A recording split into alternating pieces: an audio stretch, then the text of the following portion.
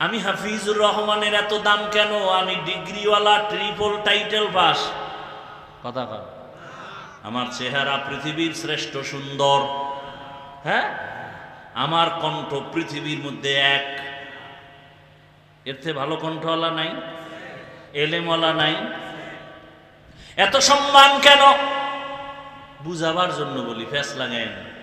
আমি যদি আপনাদের জিকিরের মধ্যে ফালাইয়া স্টেজের পেছনে যাই 5 মিনিটের জন্য, আইসা আবার এই কণ্ঠ দিয়ে যখন বয়ান শুরু করব, একটু ব্যবধান হবে, মাথার টুপি থাকবে না, প্যান্ট শার্ট টাই লাগায় বমু। যারা প্যান্ট শার্ট টাইয়ের গোলাম, ওরাও কইব হাফিজ বুঝি ধ্বংসের পথে চলে গেছে। এবার বুঝো সুন্নতের দাম কত, বুঝো টুপিদারি রসুলের সুন্নতের মূল্য কত।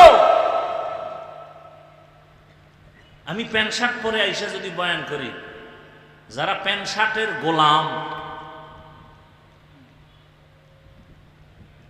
24 ঘন্টা এরা প্যান্ট পরার আক্ষেপ নিয়ে থাকে। ঘুমের মধ্যে লুঙ্গি পরা থাকলেও কিন্তু নিয়ত কি? কালকে পরবো না। কথা বলেন না কেন? নিয়ত আসেনি?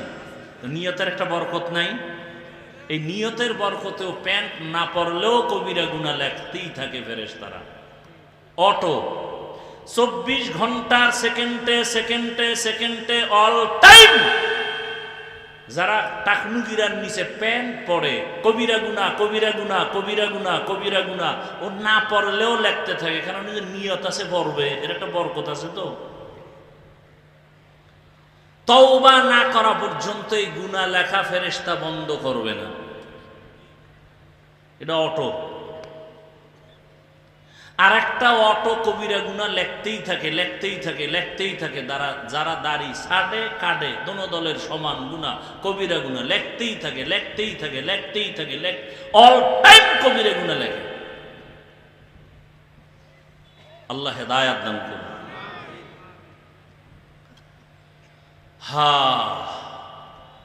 দুনিয়ার সবার আদর্শ নাপাক কেন? নবীরটা পাক কেন? দুনিয়ার সমস্ত মানুষের আদর্শ নাপাক হওয়ার কারণ হলো মানুষটাই নাপাক, ওর দেমাগ নাপাক, ও খায় নাপাক। মানুষের জন্য আল্লাহ পিওর খানার আয়োজন করছে, হয় না কুত্তার মতো জিহ্বা বের হয়ে গেছে, নাপাক খাইতেই হবে। হালাল বেতন দিয়ে মাইয়া পোলারে খাওয়াইব না, ওর সুদ খাইয়া মাইয়া পোলাটির রক্ত নাপাক করাই লাগবে। ওর কপালে আগুন লাগছে যে নিজেরটাও খাইছি, মাইয়া পোলার কপালটাও নষ্ট করে দিয়ে গেলাম। হারাম টাকা ঘরে নিয়ে নিলে এই টাকার খানা সন্তান খাইয়া রক্ত না পাক, স্ত্রী খায় রক্ত না পাক, রুজি রোজগার সব না পাক। 24 ঘন্টা তার কপাল এত খারাপ যে গর্ভধারিণী মায়ের সাথে জিনার গুনাহ জেনার গুনাহ জেনার গুনাহ। ও কত বড় কুলাঙ্গা! মায়ের সাথে জিনার গুনাহ করে, এরপর হারাম খায়। অথচ হুজুর টুজুর বাদ এদেশে জেনারেল লাইনে RAB, army, police, BDR, doctor, engineer, professor, OC, DC, SP সংখ্যায় খুবই কম হালাল ভাবে চলে। নাই আর অজের দরকার নেই, এটা জেহেনে রাইখে দিও। আল্লাহ হেদায়েত দান করুন। রহমতের নবীর আদর্শ কেমন পাক! নবীর আদর্শ কত পাক! তুমি যদি কারো ঘরের মধ্যে ঢুকতে চাও, গিয়ে আগে সালাম দাও, সালাম দিয়ে অনুমতি নাও। নবীর আদর্শ কেমন সুন্দর! শুধু মানুষ না, একটা পশুর বেলায় কত সুন্দর আদর্শ। এই যে কোরবানি আসতেছে, গরু জবাই করবা, নবীর আদর্শ বলে একটা গরুর সামনে আর একটা গরুরে জবাই করবা না, কষ্ট পাবে। এই আদর্শ আর কেউ শিখাইছে? রসুল ছাড়া। একটা গরুরে শোয়াইয়া দ্রুত ছুরি চালাও, চালাকি করিও না। আমাদের সাথে সব অতি চালাক, শুধু চালাক না। গরুডারে বাইন্দা ঠাইন্দা নিচে শোয়াই, এরপরে চিঠি দেয়, ইমাম সাহেবের হাতে চিঠি পড়েন, কি 7 জনের নাম পড়েন, বাবার নাম, এলাকার নাম, ওয়ার্ডের নাম, বয়স, পুরা সিডি পড়তে পড়তে গরু আদা মরা। এই চালাকি চলে না? চলে না? মারাত্মক গুনাহের কাজ।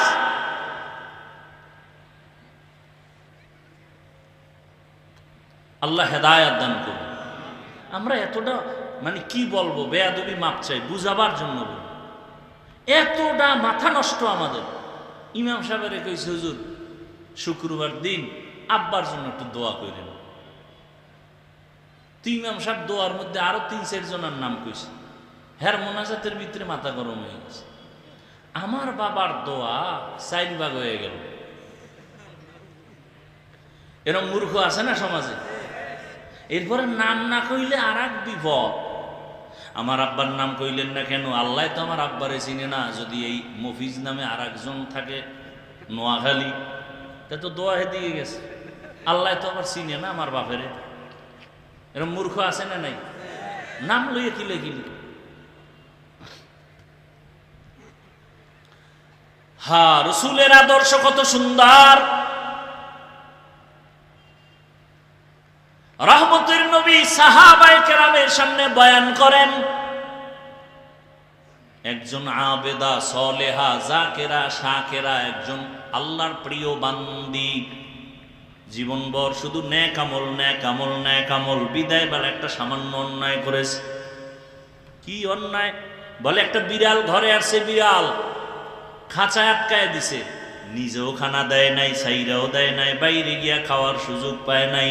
বিড়ালটা কষ্ট পাইয়া ধুকে ধুকে মরে গেছে। গাইবি আওয়াজ, ও নারী, জীবনে যত ভালো আমল করছো সব বরবাদ।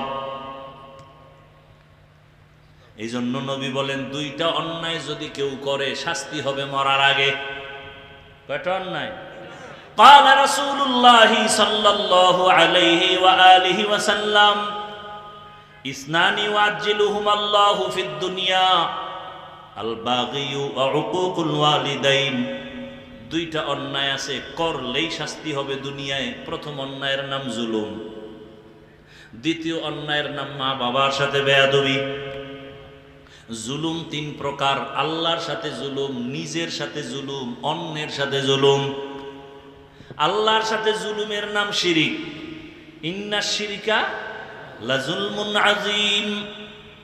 ইন্নাল্লাহা লা ইয়াগফিরু আন ইউশরাকা বিহি ওয়া ইয়াগফিরু মা দুনা যালিকা লিমান ইয়াশা ওয়া মান ইউশরিক বিল্লাহ ফাকাদ দাল্লা দালালাম বাঈদা ওয়া মান ইউশরিক বিল্লাহ ফাকাদ ইফতারা ইসমান আযীমা ওয়া মান ইউশরিক বিল্লাহ ফাকাদ হারামাল্লাহু আলাইহিল জান্নাহ।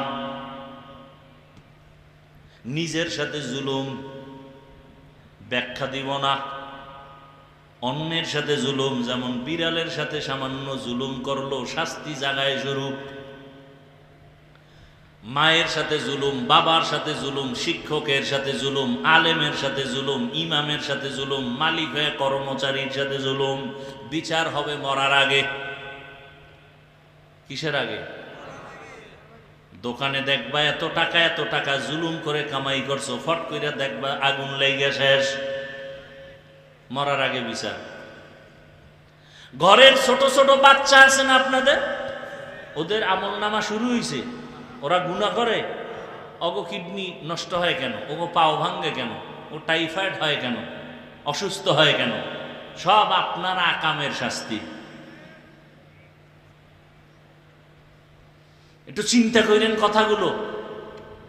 আপনার অবুঝ শিশুর অসুস্থতা আসে কেন? মারাত্মক পাও ভাঙ্গে কেন?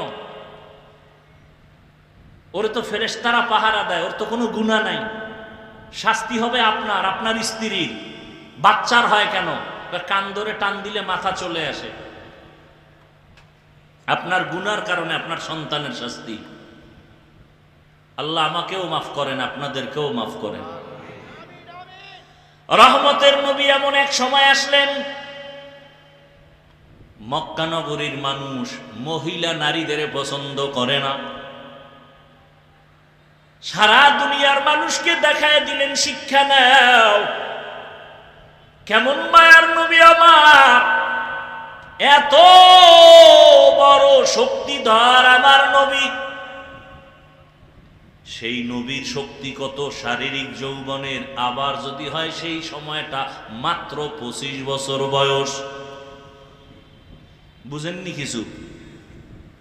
বিশ্ব নবী যার তুলনা নাই, তার 25 বছর বয়সের যৌবনটা কেমন? সেই সময় রহমতের নবীকে দিয়ে আল্লাহ বিধান কায়েম করলেন।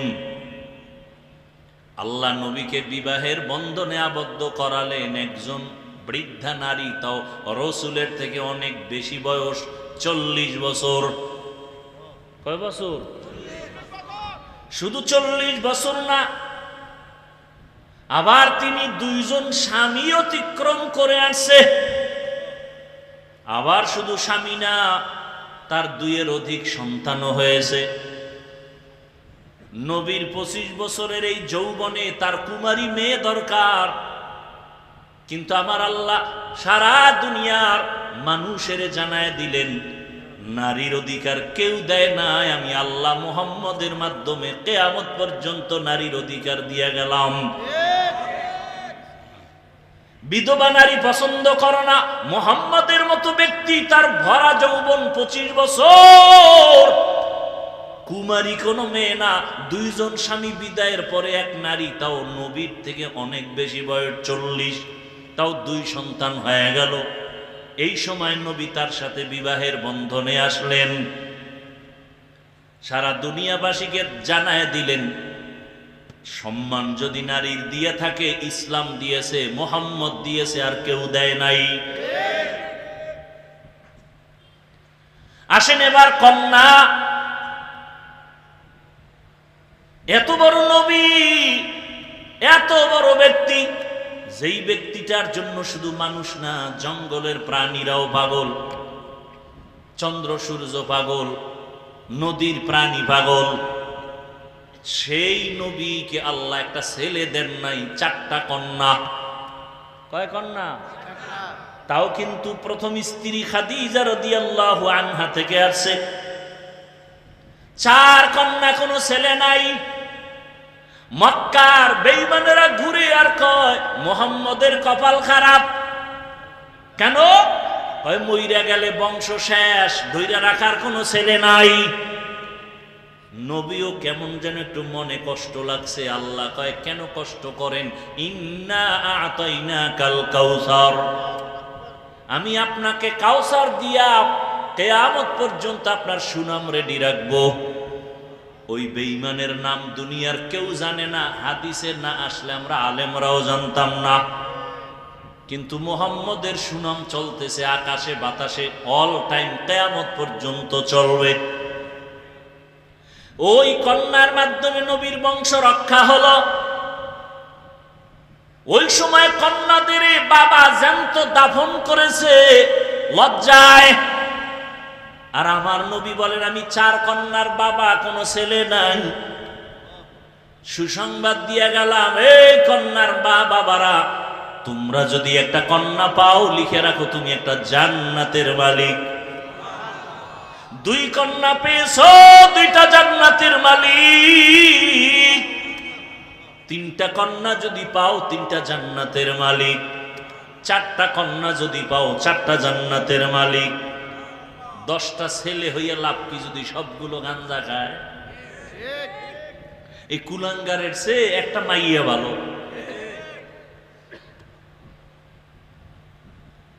লিল্লাহি মুলকুস সামাওয়াতি ওয়াল আরদ ইয়াখলুকু মা ইয়াশা ইয়াখলুকু মা ইয়াশাউ ইনাসাও ওয়া ইয়াখলুকু মা ইয়াশাউ যুকুর ইয়াহাবু লিমান ইয়াশাউ ইনাসাও ওয়া ইয়াহাবু লিমান ইয়াশাউ যুকুর আও ইউযাওবিজুহুম যুকরানাও ওয়া ইনাসা ওয়া ইয়াজআলু মান ইয়াশাউ আকিমা ইন্নাহু আলীমুন কাদির।